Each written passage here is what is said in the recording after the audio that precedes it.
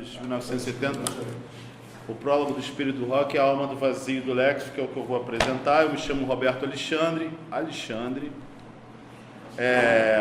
Sou doutor Xandão. Sou do doutorado da turma de 2020, vai diminuindo, né? Eu uso a Xan.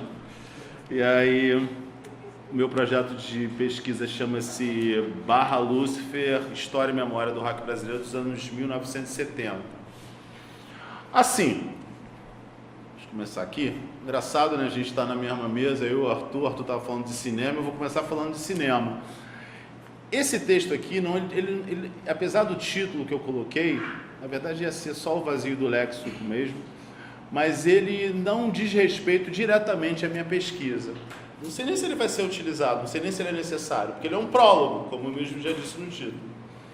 Mas amanhã começa o Rock in Rio, a gente está em... né, a gente, parece que eu faço parte, mas assim, o Rock in Rio e o show business está em crise, né? Dos 7 dias, 3 ainda não esgotaram o ingresso, a gente lembrando que é um festival maior que a gente tem aqui, brasileiro, Lollapalooza não é, os outros também não são, e que antigamente esgotava sem você saber quem eram as atrações. E tem 3 dias encalhados lá. De qualquer maneira, o rock, que é decretado a morte de tempos em tempos, eu resolvi também... Essa história começou no dia 13 de julho, porque o Brasil é o lugar que comemora o Dia Internacional do Rock. Quer dizer, o Dia Internacional do Rock só é comemorado no Brasil. Isso não existe em nenhum outro lugar. Aquelas coisas da alma brasileira e da publicidade. Então, assim, eu conto um pouco da trajetória do rock. Então, o rock emergiu, né, para a cultura global através desses 3 filmes. Sementes da Violência, que é um drama, que tem inclusive Sidney Poitier, que depois faria o Mestre com Carinho, dentro da mesma, que é um professor, com alunos desajustados e tudo mais. A música de abertura, que é do Bill Haley em His Comets, que é o Rock Around the Clock, fez tanto sucesso na abertura e no encerramento do filme. O filme não é sobre rock, o filme é um drama, que gerou esse outro filme, O Balanço das Horas, que é um musical, com o mesmo Bill Haley e com outros artistas, já com uma história bobinha. Isso foi em 55, em 56 saiu Juventude Transviada. Foi um filme que catapultou James Dean para o sucesso. Rita Lee tinha um pôster de James Dean no quarto dela, quando eu era adolescente. James Dean meio que encarnou a imagem daquilo que o Bill Haley não era capaz, né? A gente está vendo aí a foto do Bill Haley, né? Com 30 anos, parecia ter um pouco mais. A gente tem o Elvis, que na verdade não fez filme nenhum nesse momento, mas foi a encarnação do roqueiro, a encarnação branca que o mercado aceitou do ídolo que se esperava do rock. Aqui está o James Dean. Você vê que se você olhar o topete dos dois aí do Mentara, tem um a ver com o outro. Só que James Dean é um sujeito mais atormentado, acabou morrendo num acidente. O que essa história do Bill Haley, His Comets e Elvis Presley, uma história muito branca, mas ela omite que havia uma cena de rock and roll, mesmo que não usasse ainda esse nome rock and roll, uma cena de músicos afro-americanos, na verdade, que tratam o rock and roll como o rhythm and blues afro-americano acelerado, é o termo que alguns usam. E aí nessas fotos aí, ó, aqui, deixa eu botar o óculos, você vê até o Bill Haley com o Big Joe Turner, porque ele, o primeiro, antes do Rock Around the Clock, ele já tinha feito sucesso desse Big Joe Turner. Esse aqui é um cartaz, que é lá, Fabulous Rock and Roll, já usa o termo rock and roll, um show no Coliseu, e aqui você vê que só tem Big Joe Turner, tá, Ray Charles, tá, Annie Laurie, tem uma série, Bo Diddley, tem uma série de músicos, então, classificados como race, horrível isso, né, race music, coisa de norte-americano, e que não era nem black music. Eu gosto de chamar de black music. Rock and roll é uma música gerada pela black music na sua essência. Isso foi cooptada depois pela indústria cultural e se transformou em outra coisa que a gente sabe, mas a essência, todo ano, quando tem o Dia Internacional do Rock do Brasil, as pessoas depositam a essa moça aqui, Sister Rosetta Tharpe, como a precursora do rock, mas aqui tem Chuck Berry, considerado por muitos como o rei do rock. Jimmy Preston, Louis Jordan, que tem... isso aqui é a cena de um filme, que o Louis Jordan tocando, você já vê até coisas que depois a gente vai chamar de rap, a gente vai ver em coreografias do Earth, Wind & Fire, muito legal. Enfim, que o tempo é curto, vamos rapidinho, são 12 slides. Nos anos 50, o rock abala esse American Way of Life, e aí o sistema começa a se incomodar com isso e a perseguir. Então Chuck Berry vai em cana, Elvis é mandado para servir o exército, é proibido de tocar, de aparecer da cintura para baixo, só podia filmar da cintura, né? O enquadramento era, não podia pegar da cintura para baixo por causa do rebolado dele, né? Little Richard também foi perseguido. Você tem o Bones the Fire lá, eu esqueci o nome dele, que foi preso porque se casou com a prima de 13 anos, enfim, há uma série de perseguições, só que essa cena black music, desses músicos de rhythm and blues acelerado, que já se chamava rock and roll, chegaram até uns garotos lá da Inglaterra, que foi o que ficou conhecido como a invasão britânica.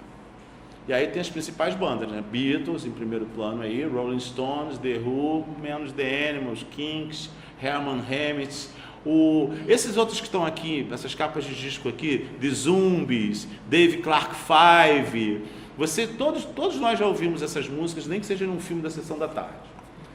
E aí, esses filmes também chegaram aqui no Brasil, né? O cinema, na era da Atlanta ali e tudo mais, o cinema era uma coisa muito importante, e o cinema americano ali nas entreguerras e depois da Segunda Guerra tinha uma influência grande no nosso mercado, e essa música, e principalmente o Semente da Violência também teve o mesmo efeito aqui, e o outro filme, o Rock Around the Clock, que aqui se chamou Ao Balanço das Horas, fez muito sucesso.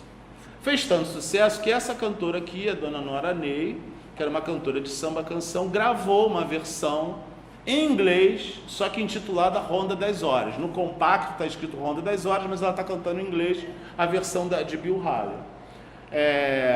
E aqui nós temos o Calbi.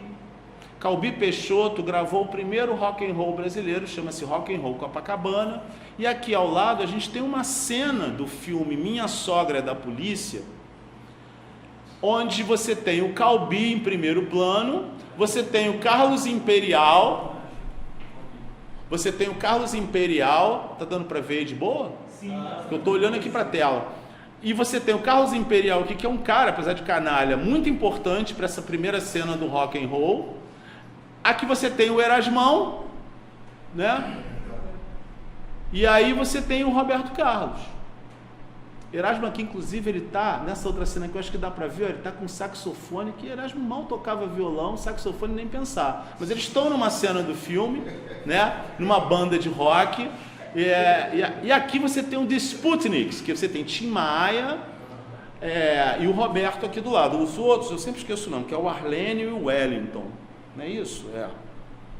Não sei, já me perdi das minhas anotações aqui. Aqui outra foto curiosa é a dona Elis Regina, né? No primeiro disco dela, um LP meio difuso, assim, tem bolero, tem um monte de coisa, mas tem umas duas músicas com aquele rock mais orquestrado, mais rock balada americano. Foi o primeiro disco que ela gravou em 1961, porque o Imperial, né, sempre ele, queria vendê-la como uma concorrente da Celi Campelo. E aqui é Betinho. Betinho e seu conjunto, também foi um dos primeiros roqueiros, esquecido, obviamente. Aqui a gente já tem um sucesso do rock no Brasil. E aí que é o vazio, começa o vazio do léxico. A Celi Campelo estourou em 59 com uma versão de Estúpido Cupido, e foi um sucesso assim arrebatador. Depois a gente tem um movimento chamado de Jovem Guarda, a memória. Meu trabalho trata muito da memória, dessa construção de memória, que até o Vanfas falou na segunda-feira, ele fez boas diferenças de memória e história, né? Eu gosto muito da diferença de memória coletiva para memória social que o Catroga faz, né? Que essa memória social é aquela memória que é espontânea, né? Que você guarda e tudo mais, e a memória coletiva é aquela memória construída. A memória construída do rock brasileiro não chama nem de rock, né? Quando os Beatles estouram com She Loves You e o Yeah, Yeah, Yeah, passa a se chamar Yeah, Yeah, Yeah aqui no Brasil. Na França também alguma coisa, eu não falo francês. E em Portugal, que eu também não falo português, também tem um outro nome. E aqui no Brasil, esse movimento de Yeah, Yeah, Yeah vai ser chamado de movimento da Jovem Guarda.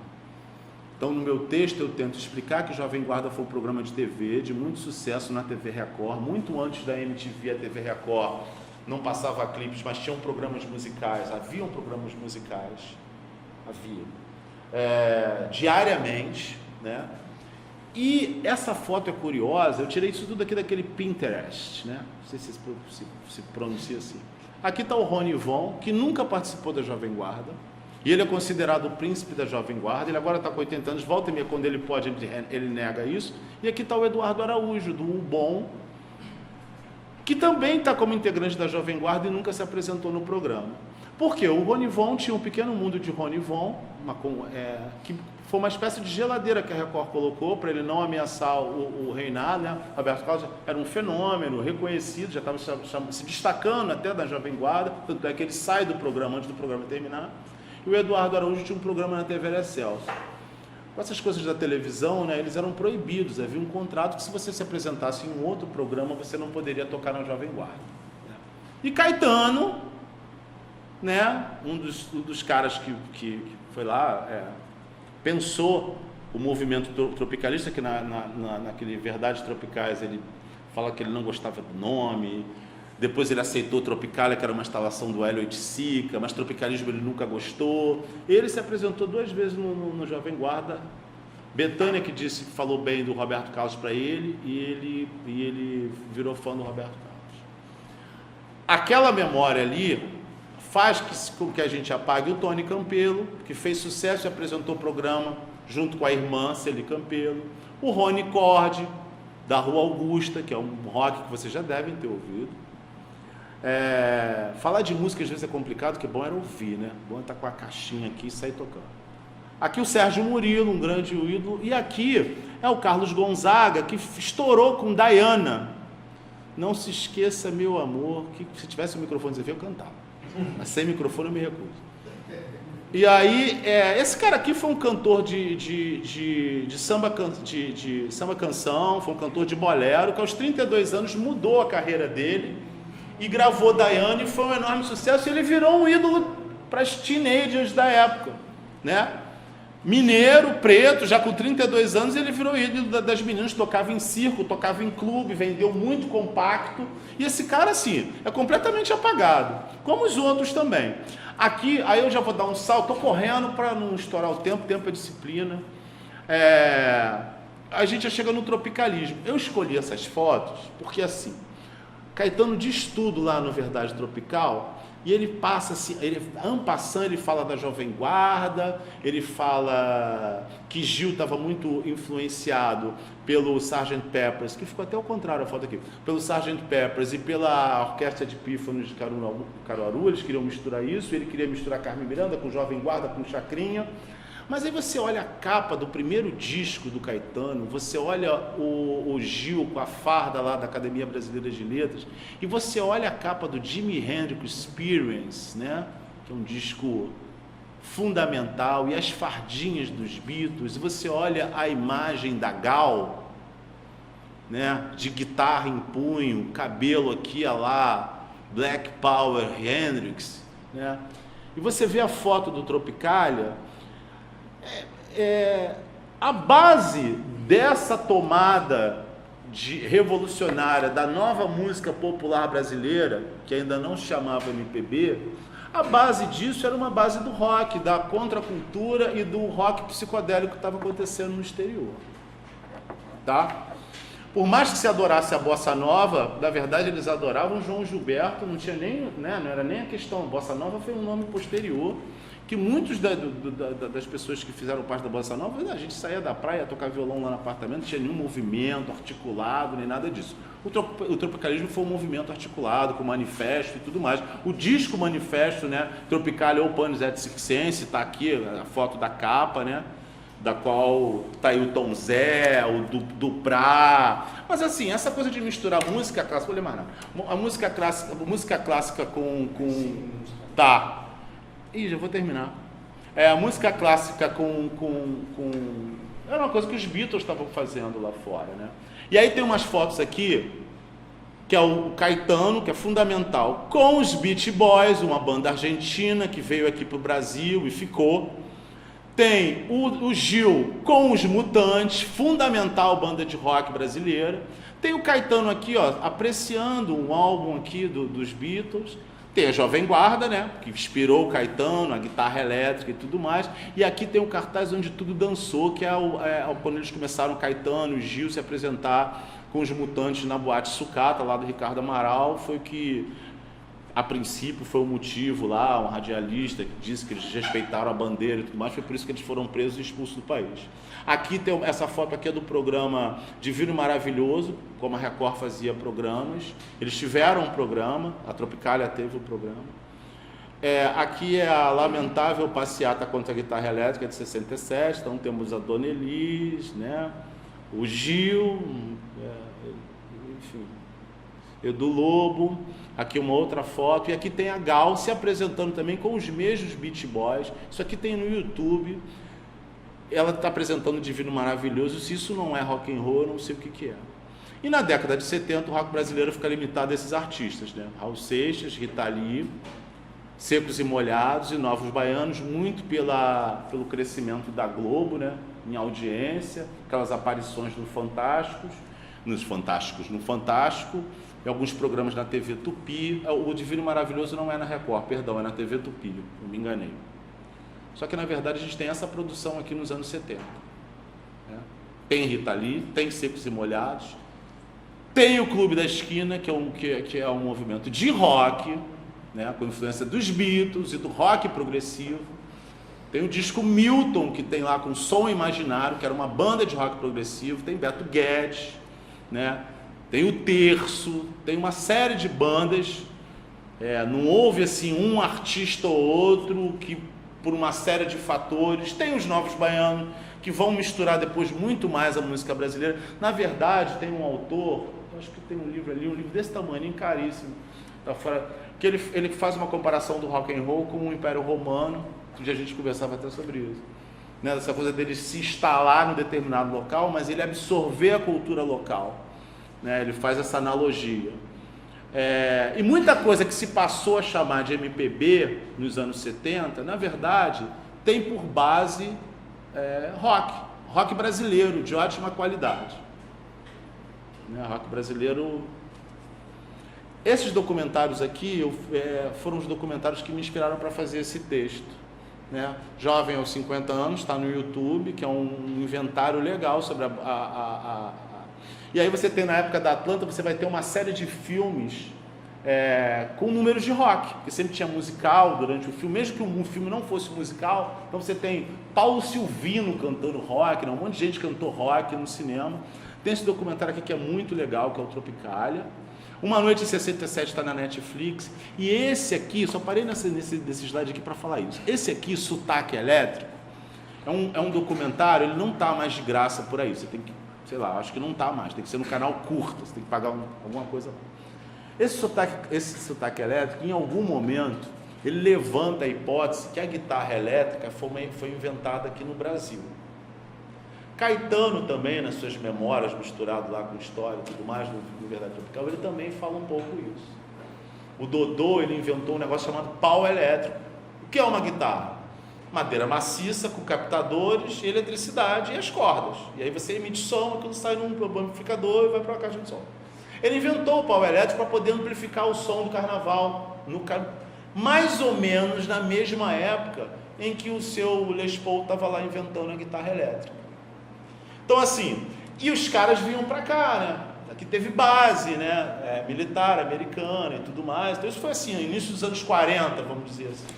Então eles ventilam isso. Cara, eu acho que pode ter uma simultaneidade de ideias e necessidades, mas para um país que eu tenho uma visão que eu concordo, que eu já vi outras pessoas, já vi em documentário isso falando, Eu acho que nesse Tropicália, no 67, é dito isso sobre a passeata da guitarra elétrica, era mais uma jogada de marketing, de uma necessidade do Fino da Bossa que estava perdendo audiência para a Jovem Guarda, e aí o dono lá da Record propôs isso, e tudo virava passeata, a gente estava sob ditadura, mas até dezembro de 68 as pessoas ainda conseguiam ir para as ruas se manifestar, protestar e tudo mais.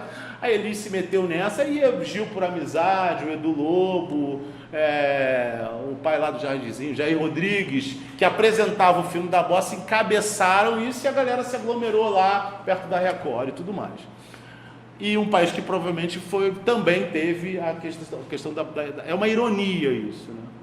E é sobre isso. Na verdade, isso aqui não diz diretamente, é antes, né, do rock dos anos 70, o texto que eu trouxe aí para apresentar. E assim, rock and roll é um espírito, então eu defendo isso, porque não necessariamente você faz uma música, você pode ter uma atitude, o rock virou uma cultura, existem os erros, assim, tem uma hora que eu falo, rock é uma expressão artística e musical, tá errado, é artístico musical, mas na verdade era isso que eu estava querendo defender, porque eu não tenho nada contra a MPB, não tenho nada contra a bossa nova, muito pelo contrário, eu gosto de tudo isso. Eu acho que o rock brasileiro ele é muito importante. Se existe o Rock in Rio aqui é porque agora ele é só uma experiência, um parque de diversão, mas ele foi fundamental na época da redemocratização. É um palco para aparecer artistas novos, né, cara? A Isa tomou esse conhecimento antes de aparecer em programa da Globo. Ela subiu no palco do Rock in Rio. Acabou? E o rock dos anos 70, tão apagado, esquecido, ou às vezes tratado com pouco caso, ele foi muito importante e foi uma cena que aconteceu no país todo. Obrigado.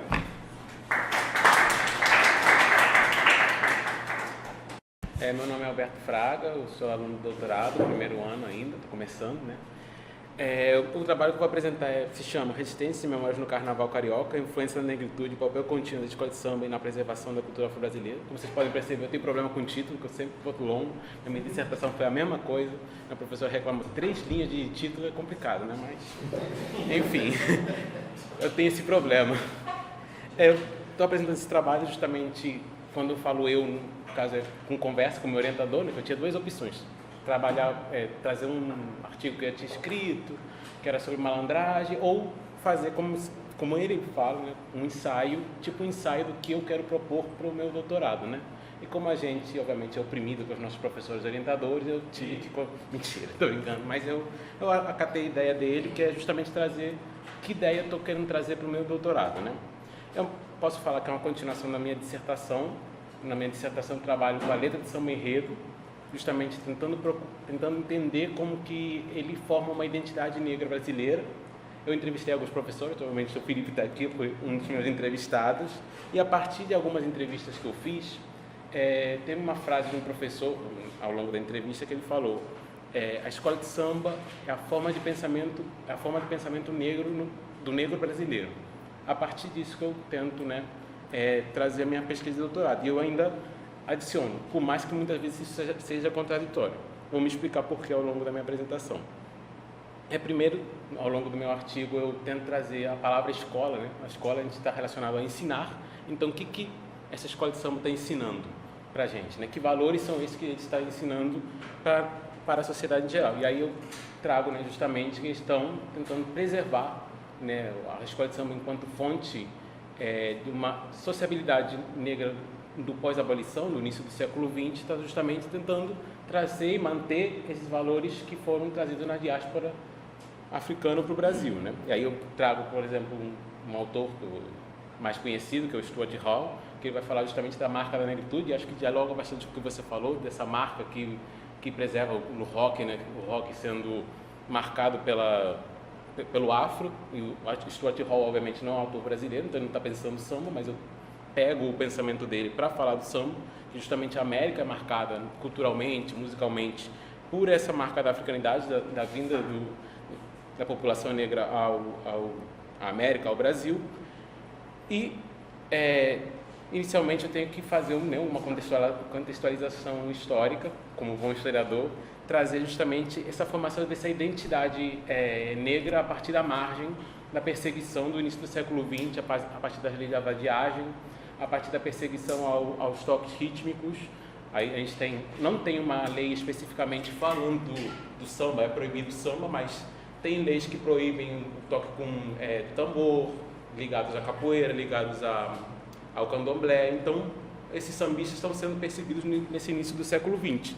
Ao mesmo tempo que depois, aí, obviamente, no seminário a gente tem um limite de páginas, então a gente faz alguns cortes, eu poderia falar muito mais sobre o samba no início do século XX, mas acaba que eu tenho que fazer um salto temporal, né, para falar da Era Vargas, que é quando o samba começa a ganhar espaço na nossa cidade, ainda que ele deixe para trás algumas marcas que são características dele, como, por exemplo, as referências à malandragem, que seria um outro artigo que eu iria trazer aqui, essa dissociação da negritude e o samba, enquanto o samba sendo um produto dessa negritude. Então ele é apresentado como um produto nacional e não um produto afro-brasileiro, como ele inicialmente se concebeu.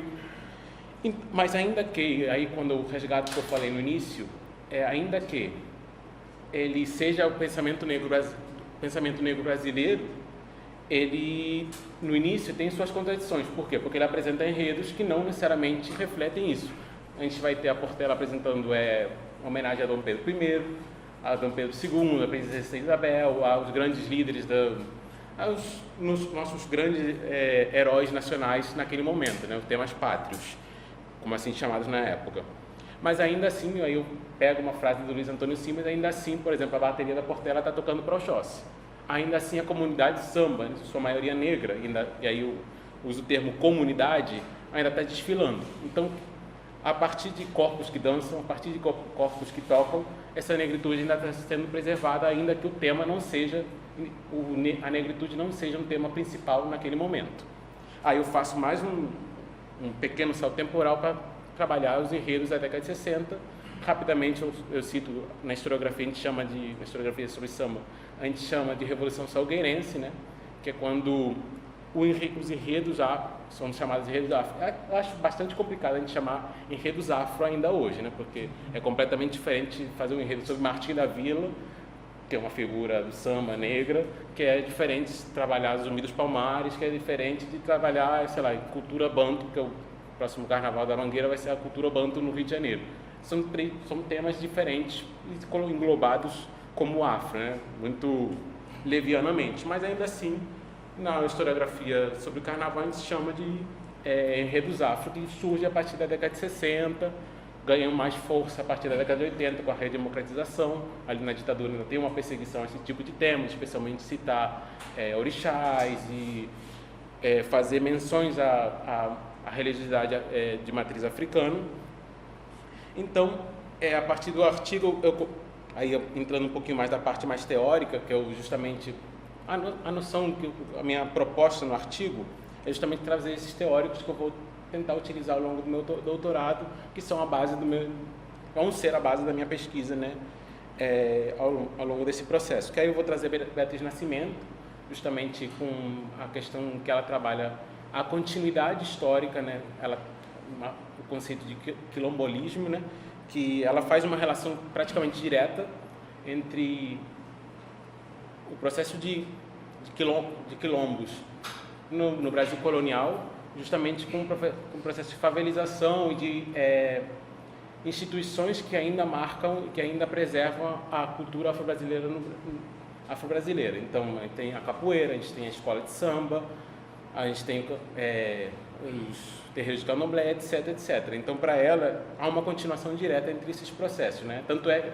no livro dela, ela comprova, né, que algumas dos locais que hoje existem escola de samba, que hoje são favelas, anteriormente tinham sido quilombos. Então, ela vê essa continuidade histórica. E também eu trabalho com identidade cultural. Na minha dissertação, eu foquei mais em identidade negra, né? Em sala de aula, e agora eu tento, né, dar uma ampliação ao meu trabalho na dissertação, trabalhando justamente com identidade cultural, pensando no samba maior enquanto gênero, não necessariamente no indivíduo. A identidade não focar mais nos indivíduos, nos alunos, e agora eu tento pensar mais na cultura como por um todo, né? Aí, novamente, eu tenho que trabalhar Stuart Hall, né, que eu acho que é uma referência dentro dos campos de identidade, e justamente mostrar essa diferenciação, né? Identidade é uma marca da diferença com o outro. Então, o samba se constrói através de uma margem, né, nas periferias, nas favelas, na diferença com aquele centro que lhe expulsou. E a gente sabe que no Rio de Janeiro, especialmente no Rio de Janeiro, trabalhando no Carnaval Carioca, com a Forma Pereira Passos, etc. Não dá para trabalhar tudo isso no artigo. Essa população pobre está sendo afastada do centro. Então, essa diferenciação com o centro mostra essa marca, essa identidade construída a partir da margem, né? Esse conceito de margem. Também eu trabalho com cultura popular do Chartier, vou saber falar, pronunciar corretamente, que ela vê...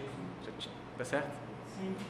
Então, ele coloca a cultura popular por 2 processos. Eu coloco o samba passando por esses 2 processos. O primeiro é de marginalização, que a gente tem no início do século XX a marginalização do samba, e depois de assimilação. Então, essa desassociação da origem do samba, por um tempo, né, com o que está sendo apresentado. Então, ele é colocado como uma cultura nacional, uma cultura provinda de uma população específica. E, novamente, eu resgato o Stuart Hall com a marca da africanidade, mostrando a profunda relação entre a população afro-brasileira e o samba, e aí eu coloco e o carnaval por um todo. Aí tem a figura da velha guarda, como essa figura de um griot africano que resgata a memória e preserva os valores geracionais. A gente tem a bateria, obviamente, com um toque provindo dos terreiros de candomblé, e diversas outras maneiras de preservar essa africanidade até hoje dentro do espaço da escola de samba. E por último, que aí eu incorporei, porque eu fiz uma disciplina aqui no primeiro semestre trabalhando muito sobre o conceito de memória. Já utilizava, mas eu acabei aprofundando mais com alguns autores diferentes, enfim. Que eu trabalho com memória coletiva do Hausbach, agora é mais complicado, que é justamente para pensar sobre essa reafirmação de símbolos, de tradições ao longo do tempo, independente se, né, a gente não tenha passado por isso. E a Beatriz Sarlot, que é uma autora que eu não conhecia, que eu passei a conhecer, que eu estou tendo trabalho de incorporar, e eu conversei com o meu orientador e pareceu bastante interessante de ser incorporado ao trabalho, que é justamente trabalhar com essa questão de memória mediada, né? E algo muito vivo para quem gosta de samba, e nós sambistas por um geral, é que ela vai falar que a gente não precisa passar pela experiência para a gente sentir parte dela. Então, uma memória através da memória do outro. Então, a gente não precisa ter sentido na pele, por exemplo, a perseguição ao samba do início do século XX, para entender a importância da reafirmação cultural do samba na nossa sociedade. Então, tem essa memória que se preserva ao longo do tempo e que ainda faz sentido na nossa sociedade. Então, o samba tem essa autora trabalha a memória dessa maneira, e eu acabei incorporando. No geral, são esses os elementos que eu trabalhei no artigo. Obviamente, 14, 15 páginas não dá para trabalhar tantas, com tudo que eu queria, obviamente, mas eu tentei fazer um resumo, mais ou menos, da minha ideia principal, para tentar dar um pontapé inicial daquilo que eu pretendo trabalhar, apresentar daqui a 4 anos, e foi basicamente isso.